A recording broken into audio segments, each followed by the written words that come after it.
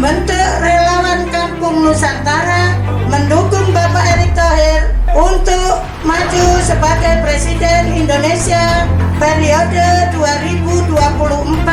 2024-2029 melalui pemilu 2024. Sebagai konco Erick Thohir untuk mengusung beliau sebagai Presiden periode 2024 sampai dengan 2029, di mana untuk hari ini kita adakan deklarasi untuk mendukung beliaunya.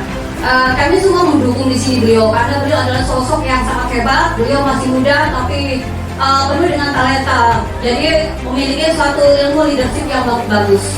Jadi kami harus mendukung beliau untuk kedepannya. Kalau beliau sudah terpilih sebagai Presiden 2024 sampai dengan 2029, kita lebih semangat lagi untuk membangun Indonesia lebih baik lagi.